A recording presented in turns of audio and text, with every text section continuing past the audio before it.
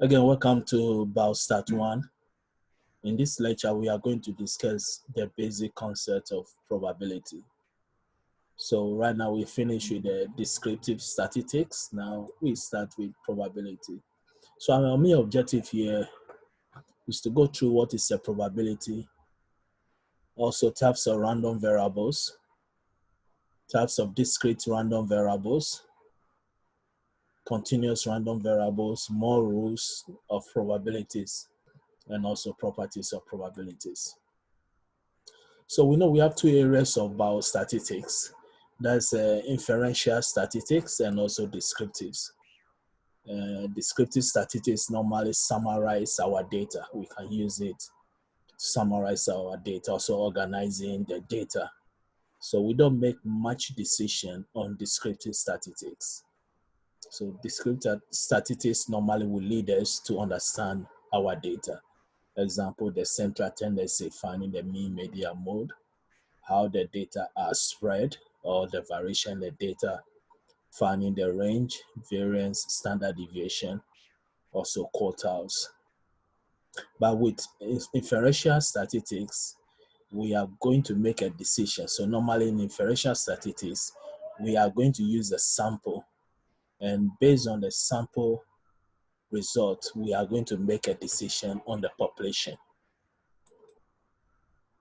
So sampling from a population, if we have a population of uppercase N, we may take a sample which is lowercase n. So in our lectures, lowercase n represent the sample size and uppercase n represent the population. So sample process is taking a sample from a population. So population size again is uppercase n, and the sample size is a lowercase n. And we have a simple random sample. Again, there are so many, at least up to 4 different ways of collecting a sample from population. One most common one is the simple random sample. This is randomly selecting any item from the population. So here we say we enumerate all members of population N, which is the sampling frame. The sampling frame is all the possible data we have of the items of the population. So we're going to select N individuals at random. At random means each item in the population have the same probability of being selected. So again, sampling frame is the population. And selecting lowercase n means selecting the sample size. So individuals at random. So simple random sample is a process of randomly selecting an item from a population. Randomly means all the items have each equal probability of being selected. We also have the systematic sample.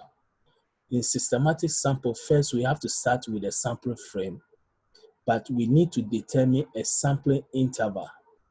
A sampling interval, so this will be the population size by the sample size. Then we select first person at random from the first, again, sampling interval and every sampling interval thereafter.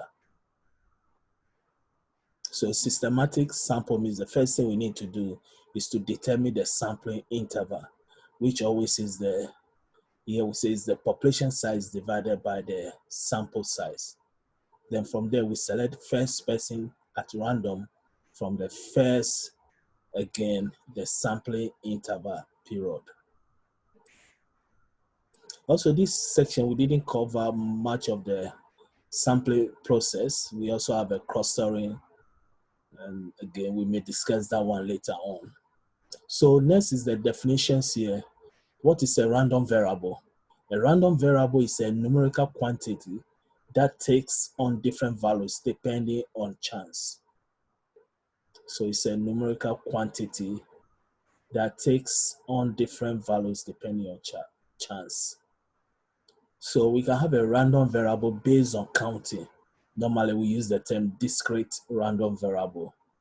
So how many patients we have in the hospital today? 300. This is a discrete random variable because it's based on counting. We also have a continuous random variable.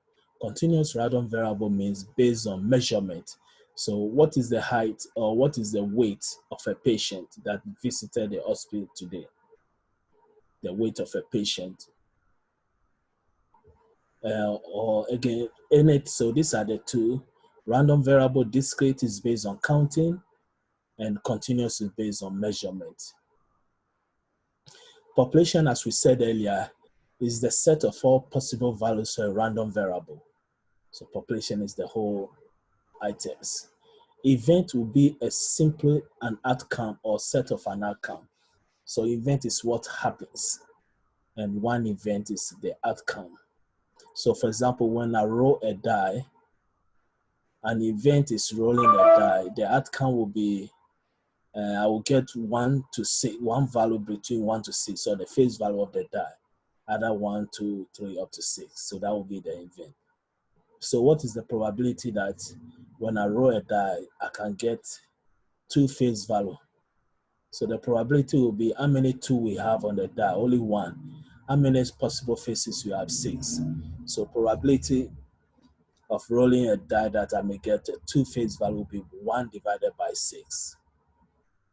So the event is rolling the die, and the outcome here is the face value. So next we go to the definition of probability. Probability is the proportion of times when an event is expected to occur in the population. So we can say that probability is more or less like proportion or even percentage. Sometimes we may have a question and they may give us the probability in percentage. So ideas about probability are founded on relative frequencies, which is proportions in population. We covered the relative frequency in our lecture number 3, where we discussed about the frequency distributions. So this example here, probability illustrated. So we have a question here saying that in a given year, we have 42,636 traffic fatalities in a population of 293,655,000. So a question will come here is that what is the probability that a driver may have a fatal accident or an accident that will create fatalities? So here we have 42,636 and the population is 293,655,000. So the probability that I may have one accident that will cause one fatality will be 42,636 divided by 293,655,000. So we can see that finding the probability of having a fatal accident is more or less like finding the proportion of the population. So if I randomly select a person from this population, what is the probability that they will experience a traffic fatality by the end of that year? And the answer will be again 42,636 because that is the whole year. That is the number of fatalities we have, divided by the total population, which is 293,655,000. So the probability will be 0.0001452. So in short, we can put it in a notation that PR, probability that there will be a traffic fatality, is equal to 0.0001452. About 1 in 6,887. So this is the starting concept, and normally we call this the classical for probability. Probability, we have 3 different types. We have the classical probability, and this is the whole call. Classical probability is something is happening at the moment. I roll a die. What is the probability that I will get a face value of, let's say, 5 or 6? And this is another example here. We have a fatality. And what's the probability that in the future I may get 1? So probability as a repetitive process. Here we say experiments sample a population in which 20% of the observations are positive. In the next slides, we show two such experiments. So let's go. So we have two experiments here, try one and try two.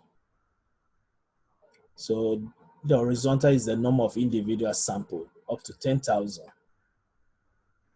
And the vertical line is the probability. So we know probabilities vary from 0 to 1.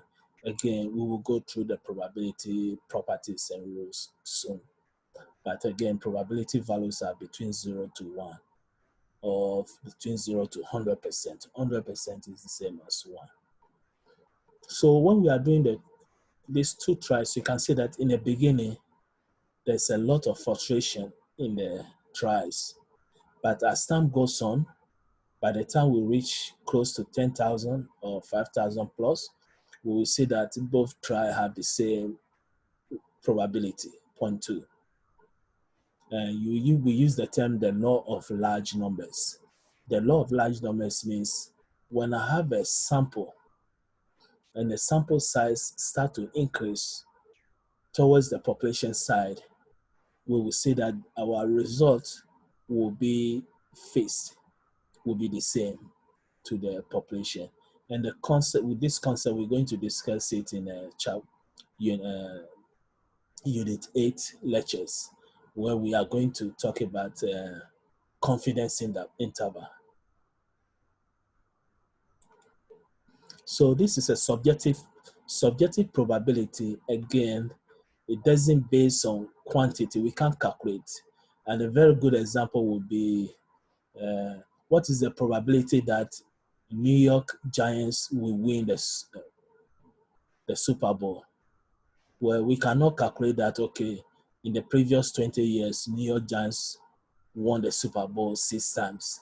So the probability of winning this year Super Bowl will be 6 divided by 20. We have Super Bowl once every year. So 20 years means the total is 20. After the 20, they won 6. So the probability of winning this year will be 6 by 20.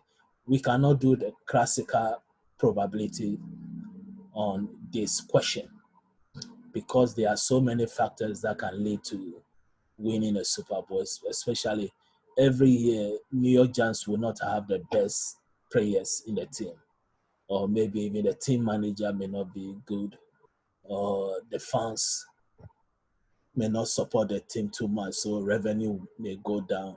They can't pay their players, morale will go down. So this is subjective probability problem. So we can quantify it. So here, for example, say 0.0 is never, seldom, infrequent, as often as not, very frequent. And this assigning a question like this about the New York Giants winning the Super Bowl, we have to, based on our experience, we have to assume it. Okay, 0.8% chance. Why am I assuming that? Because I saw the team playing that very year. We have good players, we have good team, and there's a lot of fans supporting the club. Everything is fine. So I would say 0.8.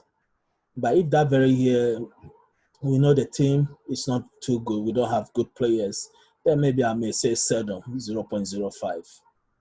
So this is called, again, subjective probability.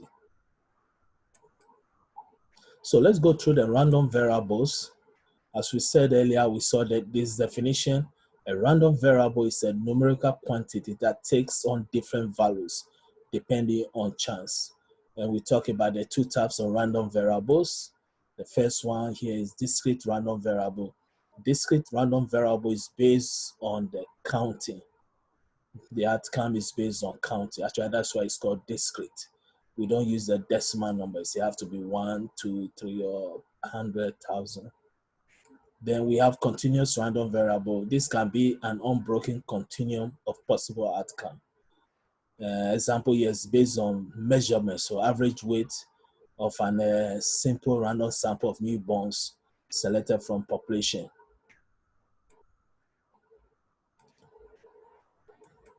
So discrete random variable, first we deal with the probability mass function. Probability mass function also represent PMF.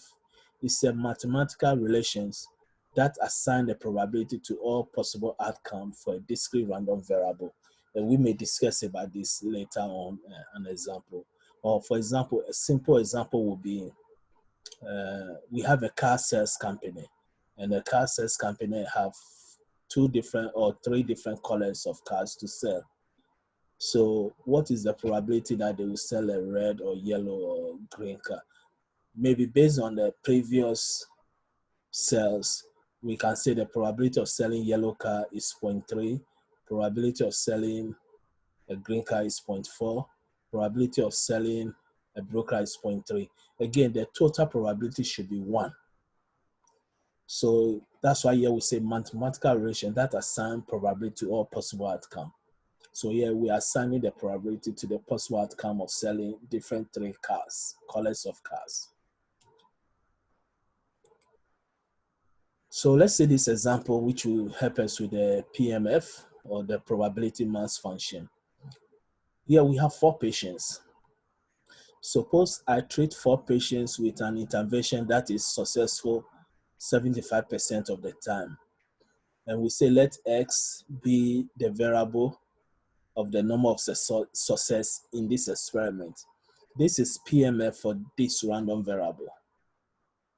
So S, random variable X. So here we are assigning values.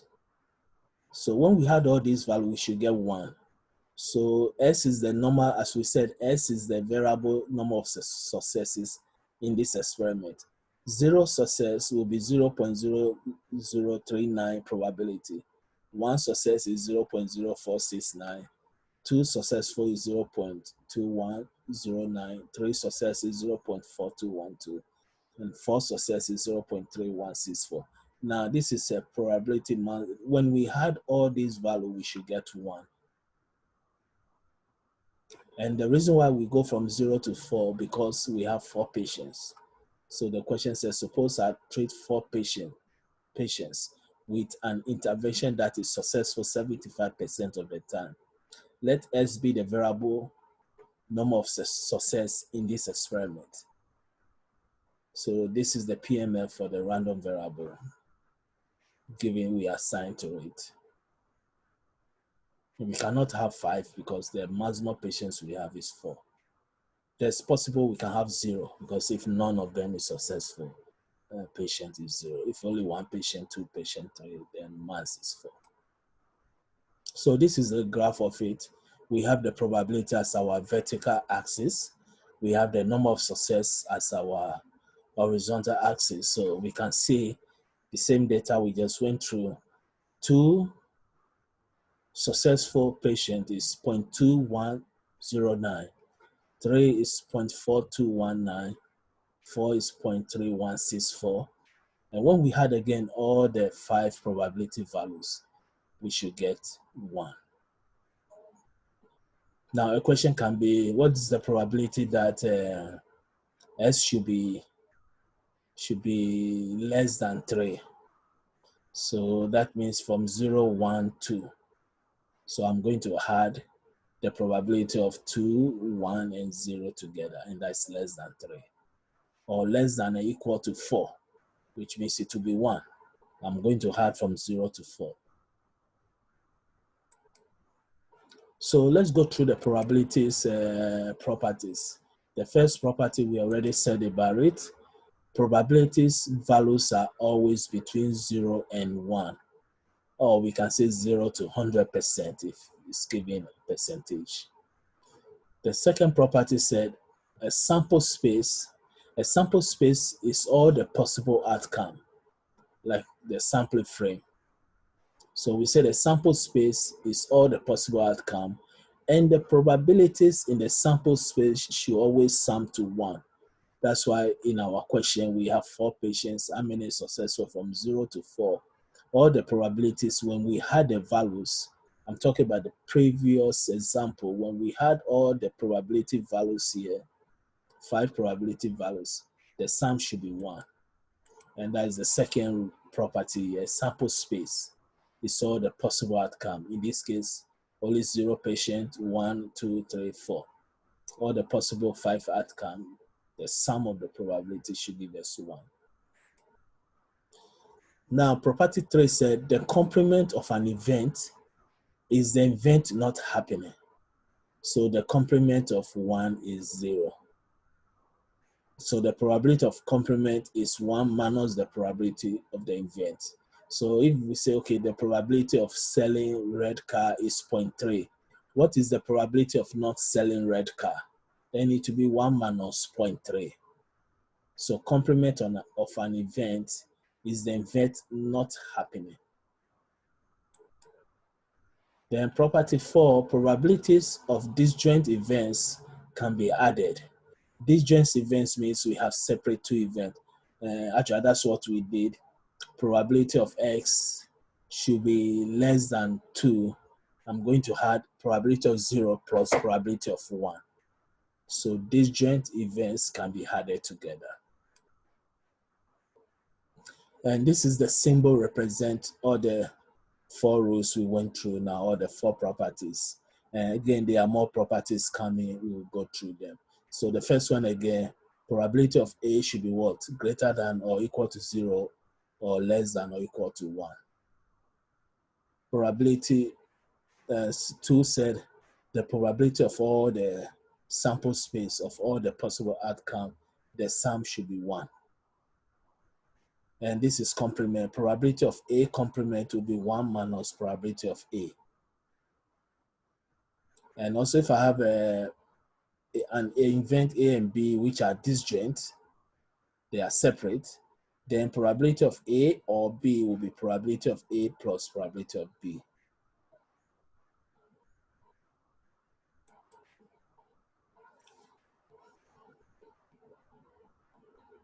So we are referring back to our slides. We remember we have the probability of having 0 success, 1, 2, 3, 4. As we said earlier, if we had all the 5 values from probability of 0 to 4, the answer should be 1. So note that all the individual probabilities are between 0 and 1. That's the first property.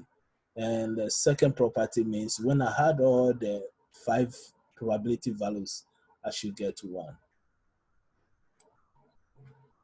And this is again the same probability question for patients. Some success from 0 to 4. So we say property 3 means probability of not A is equal to 1 minus probability of A. So for example, if we say let A represent 4 success, 4 success is 0.3164. So probability of not A will be what? 1 minus 0.3164. So here we say as an example, let A represent 4 successes. Probability of A is 0.3164. So let not A represent the complement of A, not A, which is 3 or fewer. So the probability of not A will equal to 1 minus probability of A, which will give me 1 minus 0.3164, and the answer will be 0.6836. So this is the probability of A value. This is not A. Or we can even add all the values, all the 4 remaining values, and that should also give us 0.6836. But I think the quicker way is subtracting the value from 1 more quicker. So the property 4 we are going to illustrate here. And also we say the property 4 means if we have 2, in this case, let's say probability of A or B, which means event A or B are disjoint, we can add them together. So now we say let A represent 4 success and let B represent 3 success. We can see that all these outcomes, they are disjoint. So since A and B are disjoint, probability of getting A or B will be probability of A plus probability of B. So that will give me 0.3164. plus 0.4129, and that is 0.7293. Now the probability of, we say the probability of observing 3 or 4 success, then is roughly 73%. Again, disjoint means the two events don't depend on each other. So I cannot say, okay, if the success is 0, of 0 is 0.003 now, then I'm 100% sure 1 will be 0.046 now. No, it can be any value. It can be any probability. So if the probability of each outcome is independent, which means they don't depend on each other previous probability value, then we say they are disjoint. So probability of A or B will be a probability of A plus probability of B. Now, if they are not disjoint, then we use the term probability of A and B. It will be probability of A plus probability of B minus probability of A intersect B. And we may discuss that one in a few slides to come.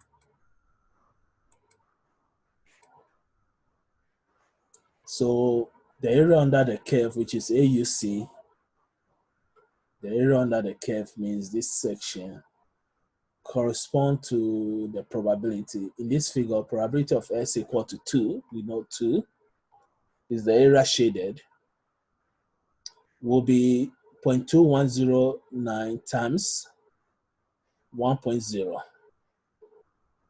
which again is the same as 0.2109. Here we are talking about it's a rectangle. So we are talking about height times the width. The height is 0.2109. The base will be 111. It's constant for all of them because from 0 to 1, 1 to 2, 2 to 3, so 1, 1 throughout. Also, cumulative probability, we just gave example. So the notation will be greater or less. So here we say cumulative probability refers to the probability of that value or less or greater than some value. So the notation will be, we use the relational operator or less than or greater than. So now let's say our example will be, what's the probability of X is less than or equal to 2? That means we are going to get probability when S is 0 and also S is 1 and also S is 2. Because we go from 0, we start from 0 and we are going less than or equal to 2. We are going up to 2. So it will be 0, 1, 2.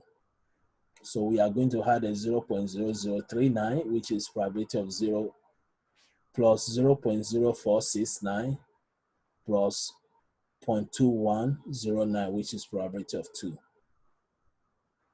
So this is a concept of cumulative probability. We have 3 different probability cumulated together. So next we talk about a continuous random variable. As we said earlier, continuous random variable is again based on measurement. So we are going to use a spinner as an example. Yeah, so here we say the spinner will generate a continuum of random numbers between 0 to 1.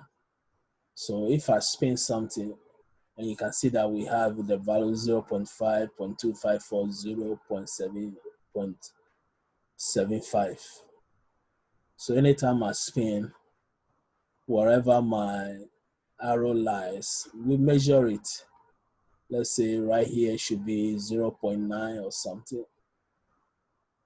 We measure it. So the whole concept of, again, continuous random variable is that the value, the data is based on measurements, and discrete again based on counting. So here we say the probability density function is a mathematical relation that assigns probability to all possible outcomes for a continuous random variable. And the PDF for our random spinner is shown on the next slide. Now we see the shaded area under the curve represent probability in this instance. So it will be somewhere not more than 0.5, so between 0 to 0.5. So let's see. So we can see again the shaded area from 0 to 0.5. The height will remain constant.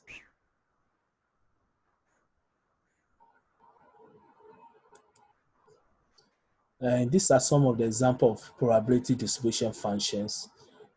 In this class, we're going to discuss about the binomial and also normal probability density functions or distribution also. So for example, the first is the uniform PDF, normal PDF, chi-square PDF, and this can be any type of PDF. Here's a triangle PDF. Now the most common PDF is the normal and also binomial. And we're going to study the normal probability distribution in our next lectures. So area under the curve, here we say as was the case with PMFs and PDFs, display probability with the area under the curve. This histogram shade bars corresponding to the ages less than or equal to 9. So we can see the dark shaded area is ages up to 9 from 1 to 9. And that is the normal curve of it. Again, we may discuss this more detail when we get to the next lectures, the concept of normal curve. So we still have more rules and properties of probability. We said independent events. Now, if event A and B are independent, if and only if probability of A and B, then our answer will be probability of A times probability of B. So it's like if I have two dice and I'm roll them together, probability of getting 2 and 4 face, it will be probability of each one multiplied. So probability of getting 2 face is 1/6 times probability of getting 4 face 1/6. So that's the concept here, because having 1 will not determine that I will have 2 face or 3 face. It's independent. So we multiply them. So for A and B to be independent, the adjoint probability must overlap just the right amount. Now, general rule of addition. Here we say this is the general rule of addition. Previously, we say if we have disjoint, the probability of A or B will equal to probability of A plus probability of B. But with the general addition, independent, we can say probability of A or B equal probability of A plus probability of B minus probability of A and B.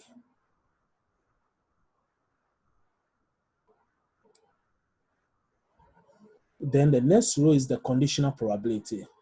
So here we say let probability of B given A represent the conditional probability of B given A.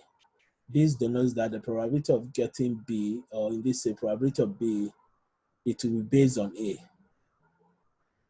And we use the rule saying that if probability of B given A will be probability of A and B over probability of A. This will lead us to Bayes' rule, conditional probability.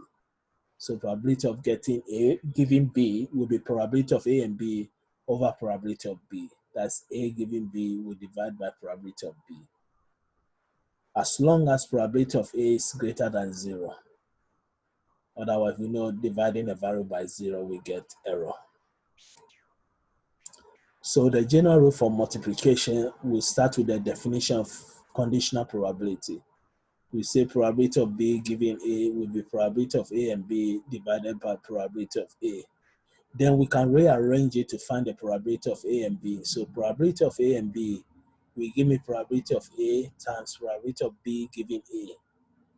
So this is the general rule for multiplication. Remember, probability of A or B is for addition.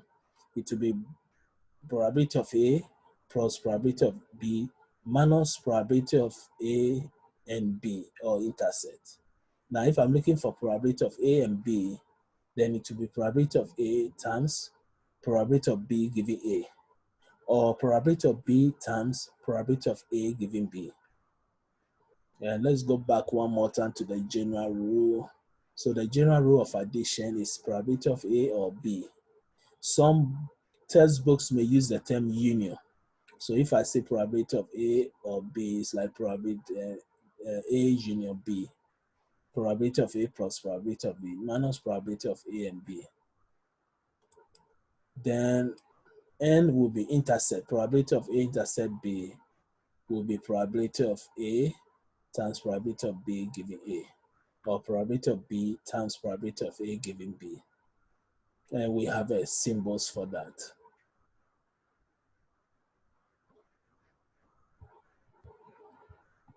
So this will lead us to the Bayes theorem. So probability of A given B is equal to probability of A and B over probability of B. But we know that probability of A and B is the same as probability of B given A times probability of A. Probability of B will be the whole set. So we have two parts. So we say probability of B given A times probability of A, or probability of B not A times probability of not A. And this is again the rule we use for Bayes theory. So this will be the conclusion of our chapter 5 or unit 5 lectures. And my next lectures, I will solve some questions in this unit. So we are going to have some couple of probability questions before we move on to the next unit. So again, wish everybody the best. Thank you.